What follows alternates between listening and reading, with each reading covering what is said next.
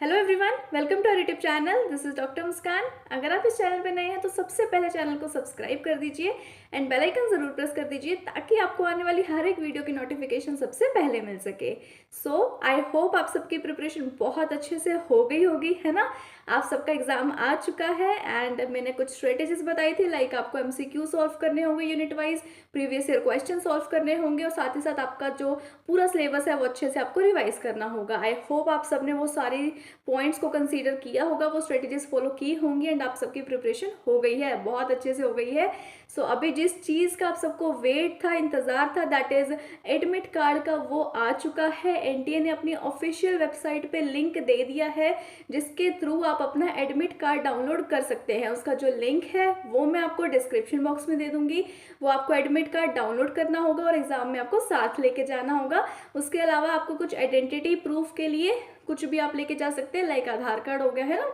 उसके अलावा आप 2-3 फोटोग्राफ्स भी ले जाना, पासपोर्ट साइज फोटोग्राफ्स, ठीक है। ये सब आपको साथ में लेकर जाना होगा। बाकी जो कुछ अदर इंस्ट्रक्शंस रहती हैं वो सब आप पढ़ लीजिएगा एडमिट कार्ड पर, ठीक है।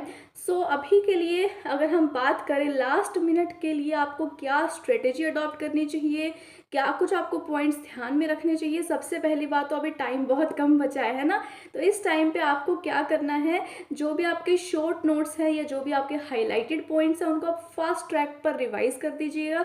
इससे क्या होगा, आपको एग्जाम में सब कुछ रिकॉल रहेगा, ठीक है। सो आप थोड़ी थोड़ी, आप जितनी आपसे हो सके मैक्सिमम, अब उतनी फास्ट ट्रैक रिवीजन आप करके जाइएगा। उसके अलावा एग्जाम टाइम में बिल्कुल रिलैक्स होकर एग्जाम देना, कोई चक्कर नहीं है, कोई टेंशन लेने वाली बात नहीं है। आपने बहुत दिल से मेहनत की है, बहुत अच्छे से मेहनत की है ना, तो आपका डेफिनेटली एग्जाम क्रैक हो ही जाएगा, राइट।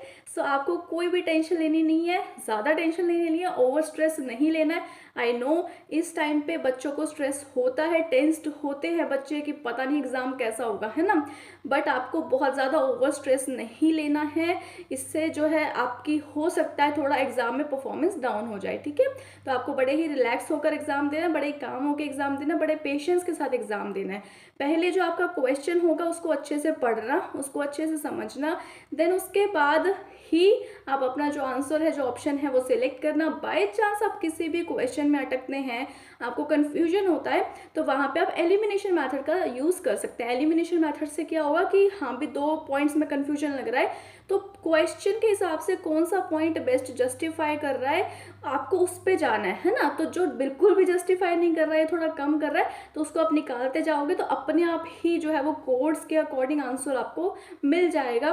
बस थोड़ा रिलैक्स होकर एग्जाम देना और साथ ही साथ ऑब्वियसली जो स्पीड है वो आप स्टार्टिंग से ही मेंटेन करके चलना।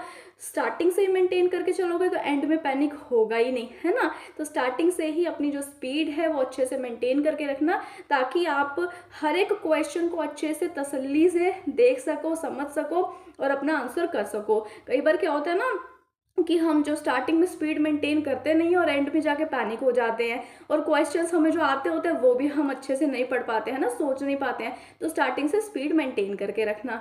बाकी आपने बड़े ही दिल से मेहनत की है, बढ़िया ही, बहुत ही बढ़िया तरीके से मेहनत की है, अच्छे से प्रिपेयर किया है, तो डेफिनेटली एग्ज़ाम क्रैक हो जाएगा।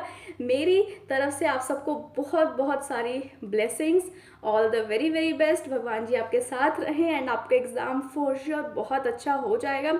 बहुत ज़्यादा ना रिजल्ट के बारे में टेंशन मत लेना कि हाँ भी रिजल्ट कैसा आएगा, है ना। तो उस चीज़ पे ज़्यादा अभी के टाइम पे फोकस मत करना।